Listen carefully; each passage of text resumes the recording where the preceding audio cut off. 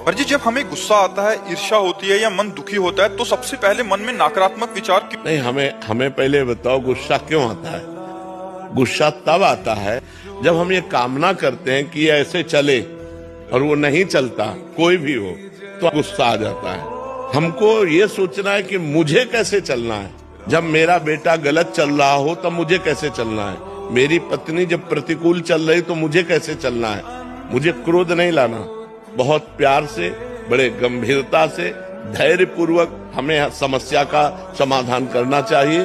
क्रोध से समस्या बढ़ती है, ना कि समस्या का समाधान होता है। जब हम गुस्सा करते हैं तब हमारे द्वारा कुछ ऐसा हो जाता है जिससे समाधान होने की जगह और हम फैल जाते हैं, प्रपंच में फंस जाते हैं। तो मुझे लगता है उस समय नाम जप करके हमको अपने अंदर की सोच को ठीक करनी होगी।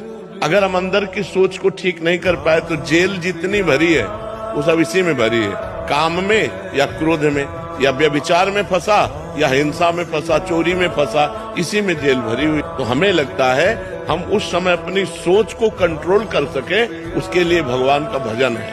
भगवान के भजन में बहुत बड़ी सामर्थ्य है और सामने वाले का परिवर्तन क्रोध से नहीं होता, हमारी नम्रता और विनम्रता और सहनशीलता से होता है। एक बार श्री स्वामी एकनाथ जी महाराज महाराष्ट्र के गंगा स्नान करने गए, तो स्नान करके लौट रहे थे तो ऊपर विधर्मी का महल था, गली के ऊपर।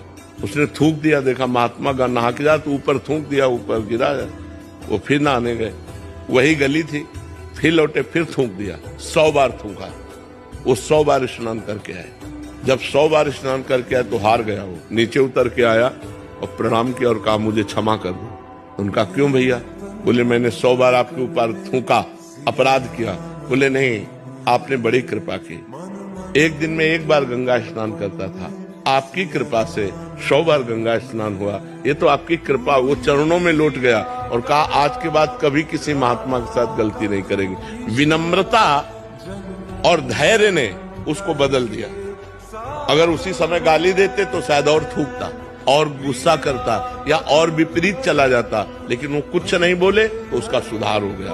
विनम्रता और धैर्य से यदि हम अपनी सोच को कंट्रोल में रखें तो हम किसी का भी सुधार कर सकते हैं। गुस्सा से सुधार नहीं होता, गुस्सा से और हानि हो जाती है। जैसे छोटे छोटे बालकों को आप बार बार प्रताड़ित करते रहें तो उनके अंदर आपके प्रति जो अश्रद्धा पैदा होगी, जब वो जवान होंगे तब वो आपका अनादर करेंगे कि ये बहुत दुष्ट हमारे साथ ऐसा ऐसा करता रहा।